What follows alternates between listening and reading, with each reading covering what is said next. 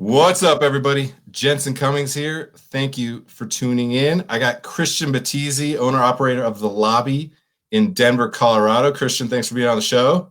Thank you.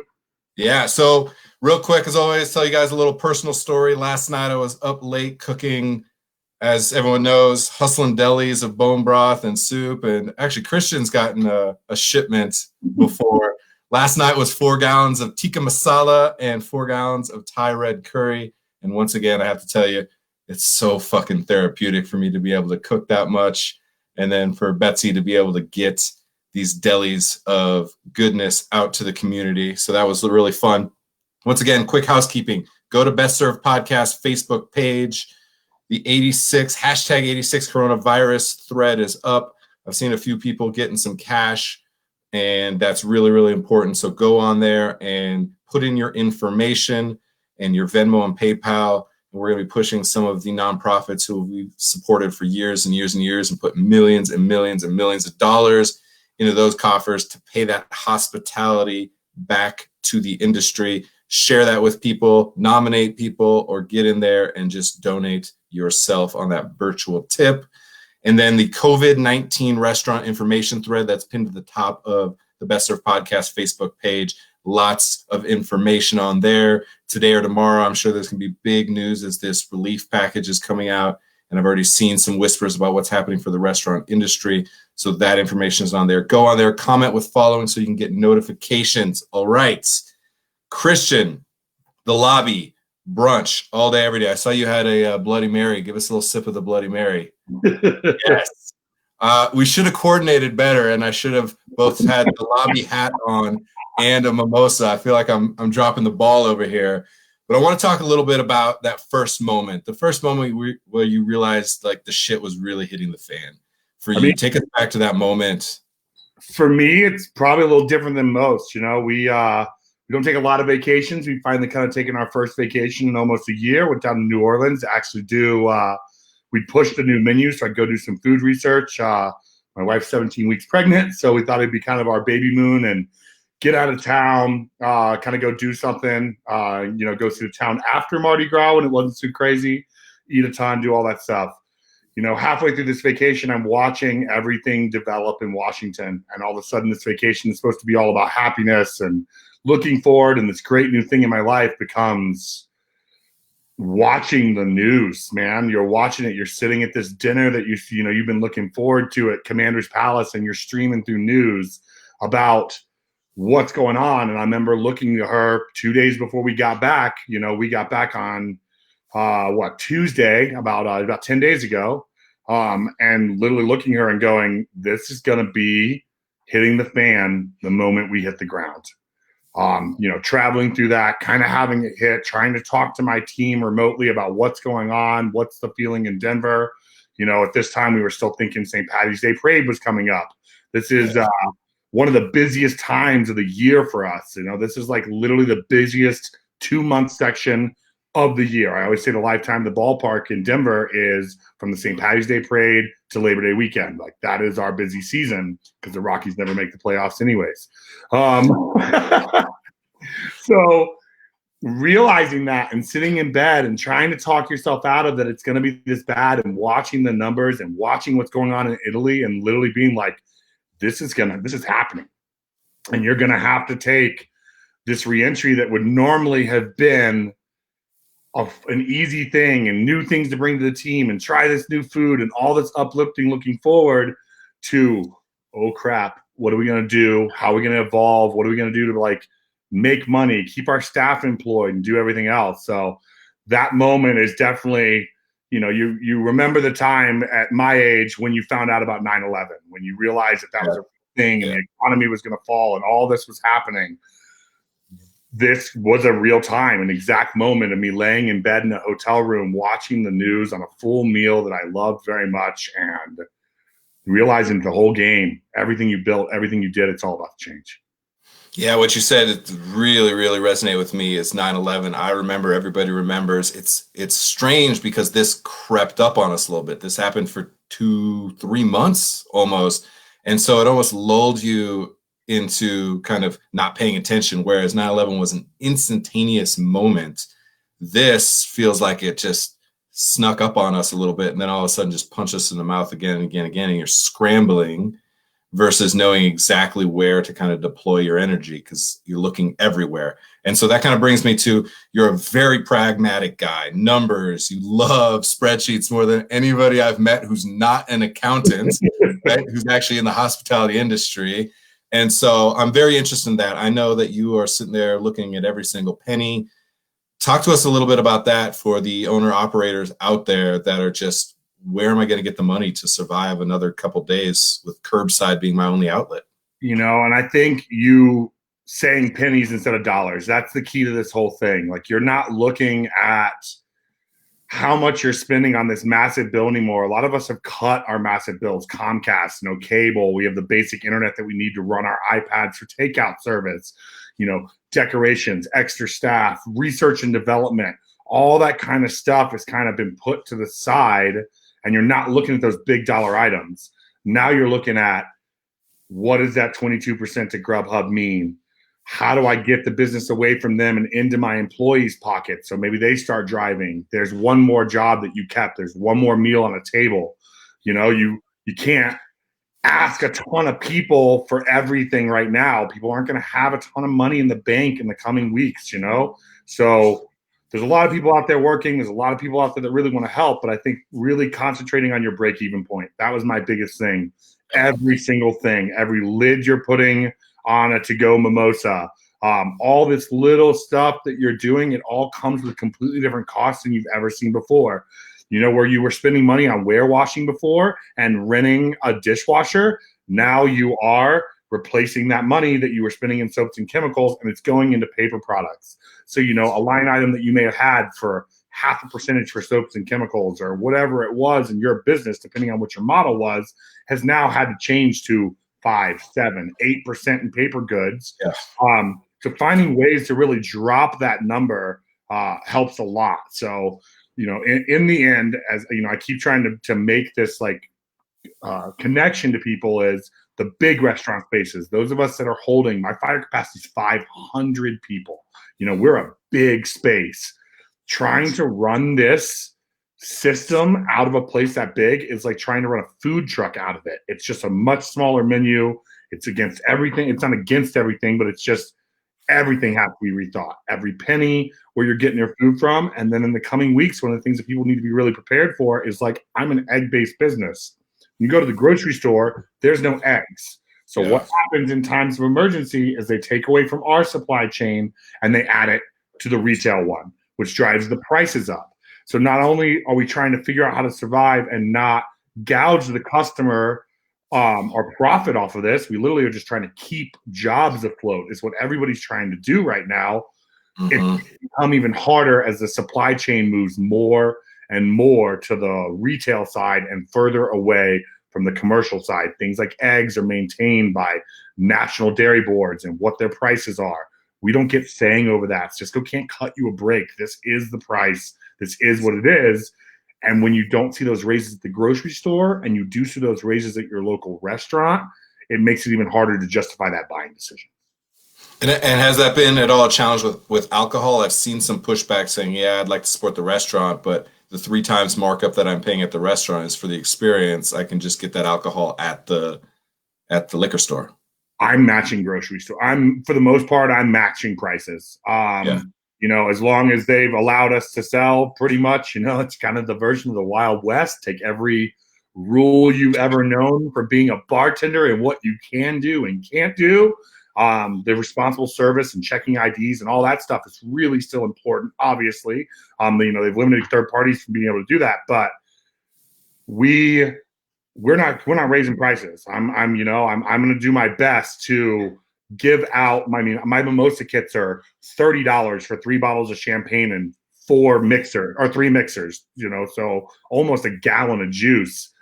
That's not much cheaper than you can build it at the liquor store. So I'm really trying to do that. If we sell bottles of hard liquor, I'm gonna sell them for $5 over cost. And that's the kind of things that I'm looking at. And I don't care if that's the bottle of scotch that I have that's been sitting up there realistically, don't buy a lot of scotch on restaurant, on breakfast. So, our event side, we have a lot of liquor that we're going to start looking at moving, selling this $5 over. Realistically, my version is right now, if I'm at the restaurant and you call me and you'd like to buy something, I will figure it out. Like, I will. We are open for business. With, and so am I. And blow out some of this inventory that we just got to get rid of. Yeah. You texted me something the other day that I thought was really important. I wanted you to share with people that when alcohol sales came through, that was a big deal for you because you are just known for being kind of a debaucherous place on the weekends, fun, fast, loose. You got the bottomless towers of mimosas. It's a big part of your brand. It's very bedrock in people's expectation of the experience. And so not having that left a void, alcohol create an opportunity for the mimosas, the Bloody Marys, things like that are really mission critical for you. And you mentioned your bartender making some tips, and how I could just tell in a text how emotional you were about that. Talk about what that meant for you to be able to do that for somebody in your staff. My main goal to this has been maintain your leadership. I think that's going to be the biggest, keyest thing right now. So I've managed to keep 2 of my hourly managers employed. They did get a little bit of a cut in hours.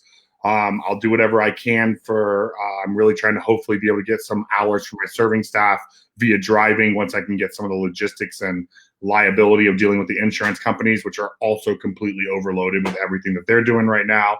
So to have these people be able to go home and feed their families. One of my hourly managers, her boyfriend had a job he was supposed to start training at in a restaurant on Friday before everything closed. So obviously that got kicked out. The other one worked at a bar that was kind of over near the Pepsi Center, and they just shuttered.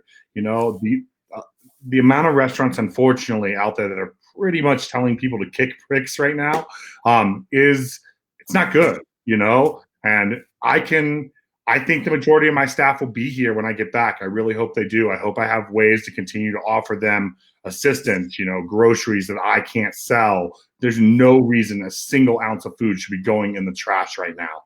Nowhere. There are so many places to donate it that are making meals. There are restaurants that are talking about shuttering their doors, that are spending their last solitary cent to get food out to families and everybody else. And we are working on something that we really hope will help us get some groceries and kind of add a little bit of supply chain from us, specifically to healthcare workers. It's going to take me a little time to get it all worked out, but kind of think almost like a grocery delivery service, similar to what you're seeing at Instacart. But the difference is I can guarantee that what I tell you you're ordering is either in stock or it's not, because it's easier for me to live. I can see my shelves. I have 3 pounds of homemade sausage left.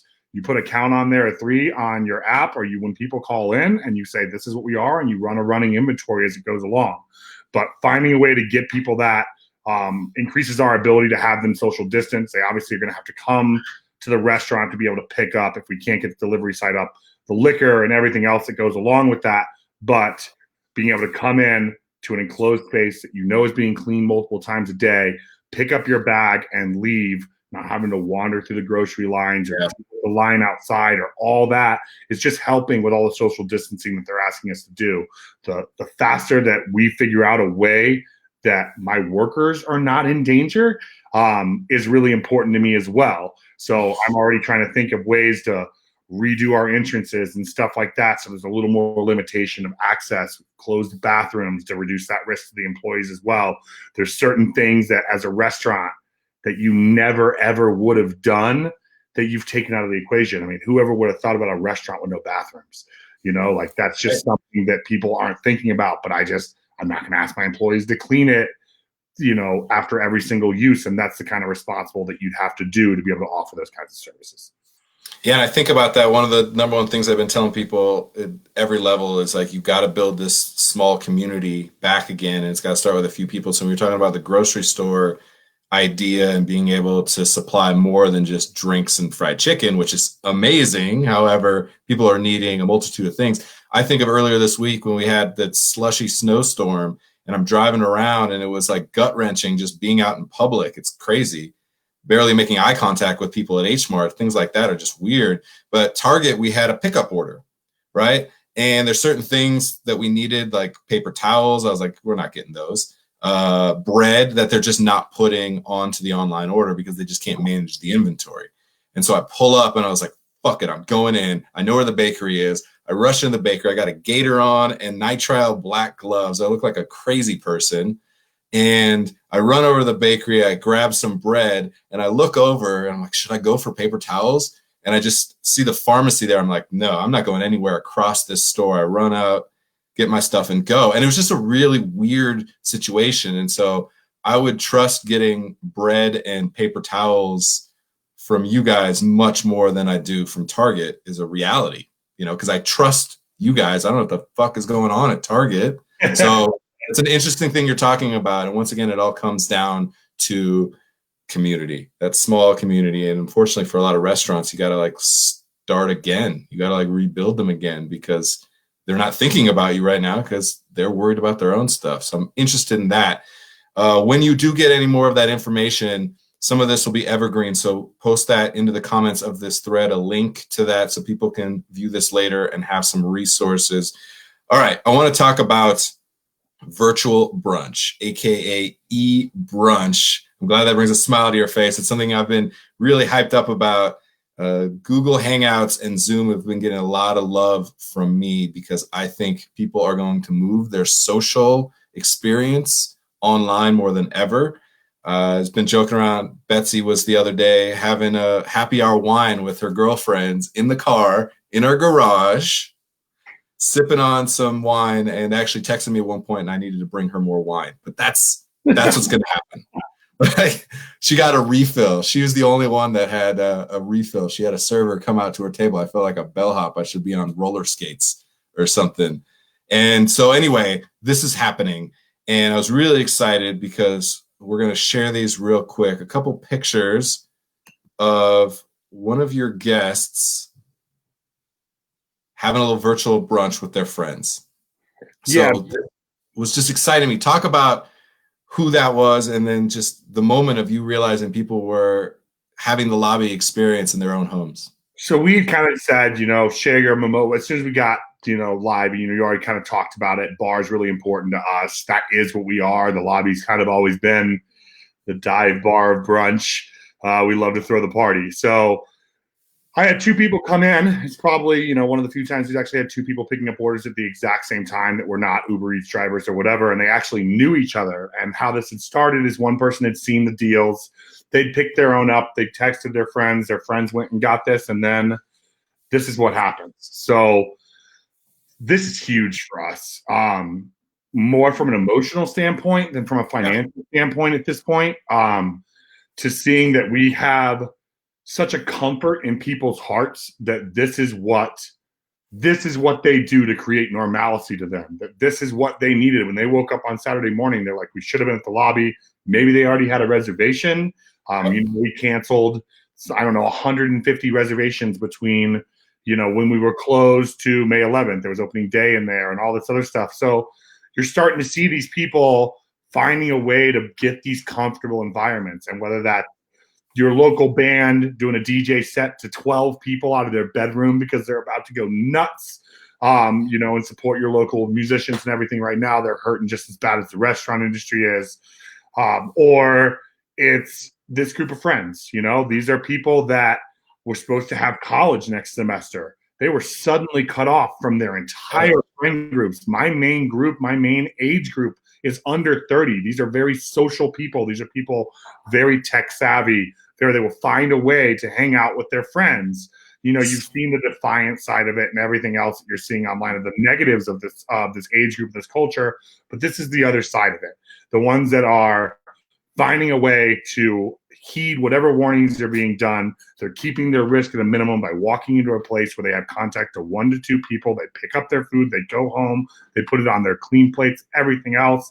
And that's what you do. So I think this kind of stuff is going to happen more and more. You're going to see people doing yoga studios. You're going to see people doing cooking demonstrations, whatever you can do to get out there. And it's just as important to the person that's casting it as it is the person that's receiving it. They want to feel Some of these people might be your alphas at the table. The person who made the party. Yeah. They're my person that's first at the door. And is like, no, I'm the 20-person reservation. I'm sorry, we're 15 minutes late. We beg for those people right now. You look at the things that you miss, and as a restaurant person, I know there were a lot of people on Friday night that just all they wanted to do was hear that ticket printer as much as they used to hate it. Just rapping at them endlessly, restaurant week and the stress that you have of that, the movement and exercise I get in a restaurant life, the fact that we have to sit behind a desk and work all these things that we're trying to work right now, that's really hard as well. So this type of stuff, finding comfort in whatever it is that is important to you and bringing what makes you human, what has built you to be the person that you are. Restaurants are social places. I think it's become more apparent than it ever has been before that we are center in people's hearts as a social medium. We're the place that you gather. We're the place that you remember what you ate, what you drank, what you were celebrating. Was it a birthday? Were you mourning a funeral? Were you celebrating a new wedding? All of these things are really, really important. And to get people through this, we're a week in and people are already going crazy at home.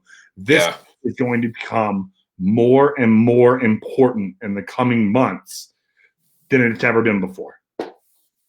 Christian. I'm not going to clap because it'll blow people's speakers off. All right. Listen, everybody. Christian said this is not a Christian thing. He was complaining that I was pushing him out of his comfort zone. You just fucking mic dropped, man. That's it. Everything you just said is the thing. I'm nodding my head like a fucking idiot, but like I wish I could be jumping up and down because you just said all the things that matter. It's the only things that matter is how we connect with people. It's always like who it is that we want to break bread with.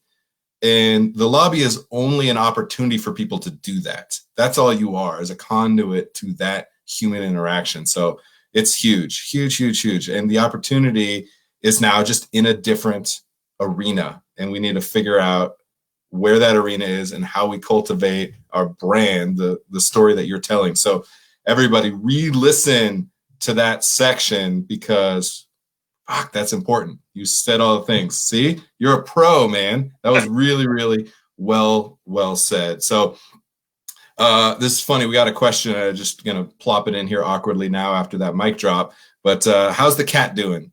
Very lonely. It's lonely, right? And what's the cat's name? Remind me. Oliver. He's got his own Instagram, Mimosa Oliver. So if you guys want to check him out, we're going to still keep updating pictures.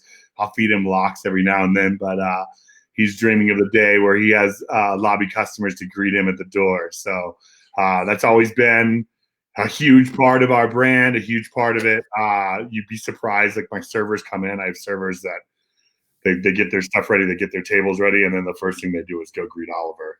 So those little things, those are the important things you never would have thought 5 years ago. If you would have told me that a cat was the center of one of my brands, I would have told you were crazy. But those are the little things people talk about. But he's getting some Locks treats. He's getting fed by the neighbors. He'll be nice and fat and happy when everybody comes back. Good. I'm glad to hear it. And that's it. Just to have somebody comment that they're wondering about the cat. It's just silly, but it's all we have right now. And it's so important. And you see that that's a memory that people have of a place. People are less likely to talk about your food and your drinks even than they are to talk about moments like that or memories that they have. So I'm excited about that. All right, let's end here with some positivity, which I think you shifted towards positivity pretty strongly there. And actually, real quick, who is it that posted these? Because I want to give them some love for starting the e-brunch. At Sonja Love, SONJALOVE. We really appreciate the help that you guys give us. Anything out there, starting a trend like this is something that keeps people in work, getting this kind of stuff out there might get me one more employee that I get to bring back, or another, maybe I can start buying some extra food and packing meals for my employees. Anything I can to keep these people employed through this is really, really important to me as a person. Yeah, love to Sonja Love. That means a lot, as you can tell, emotionally, which is just as important in these times as financially. So I can really appreciate that. All right, local music we talk about a lot. You guys are big into local music. You, Meg, the lobby. give us maybe a couple things on your playlist, as we have entirely too much time on our hands to give us some positivity, because local artists have been hit just as much as restaurants. Every venue's closed. They're not playing.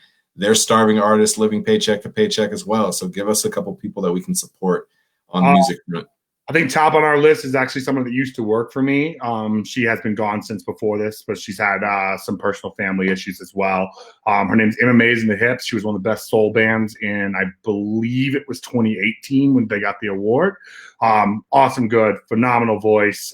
Obviously not doing anything touring wise and stuff like that, but she's one of my favorite artists right now for local. A couple of the bands that have always kind of supported us through some of our beer festivals and stuff like that are the Patient Zeros. One of them actually works next door at Great Divide, so he's likely either reduced hours or out of work. I'm not exactly sure what they're doing over there, to be completely honest with you.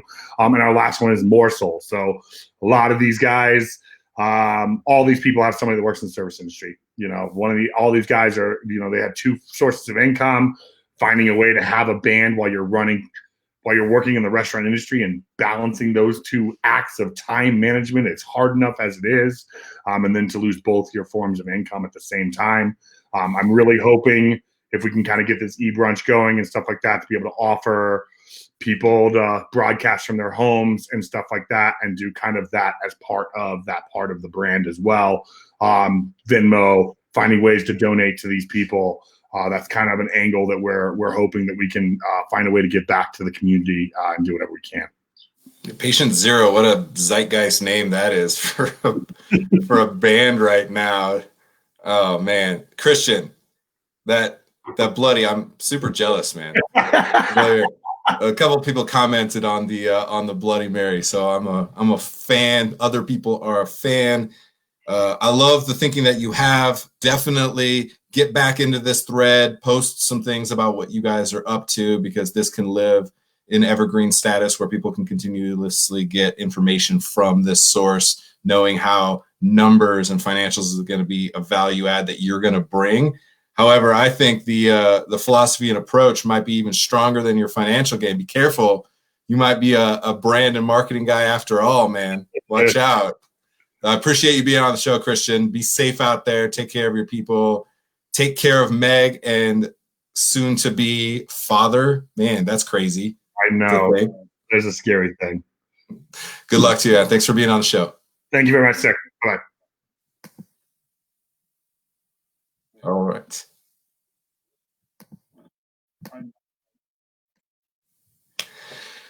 All right, everybody. Christian Batizy from the Lobby in Denver, Colorado. Great guy. And thinking about those numbers, really struggling like a lot of people are. But the virtual brunch, what a moment that is to have, again, emotionally and potentially financially. So people, virtual brunch, e-brunch, make it happen. Host some parties. Even get your staff involved potentially. Have them host a party. I know a lot of you have gregarious staff that could get out there, host a party, be the center of attention, and bring people into that group and that community. So love all of that. As always, today I'm rocking a little Inland Island and actually got the Mad Tree Brewing Company. I'm supporting also the craft brewing industry, as I am usually all on the restaurant side in this show. However, the craft beer industry has a lot of love in my heart, and they are struggling as well. So support your local, because that small community means everything right now. And the boys put a couple new hats up here. I need some hats. People, get at me. I would love to support your brand. Get your hat on the wall, get your hat on the head.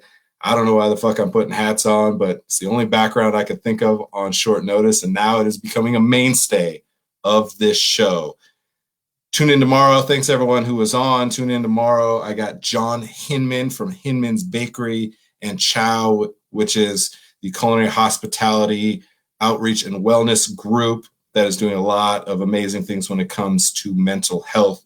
And we all need to focus on our mental health in these trying times. So John Hinman is going to be on tomorrow, 10 a.m. to 10:30 a.m. Mountain Standard Time. That is noon on the East, 9 a.m. on the West. Appreciate you. Love you. Stay safe out there. Cheers.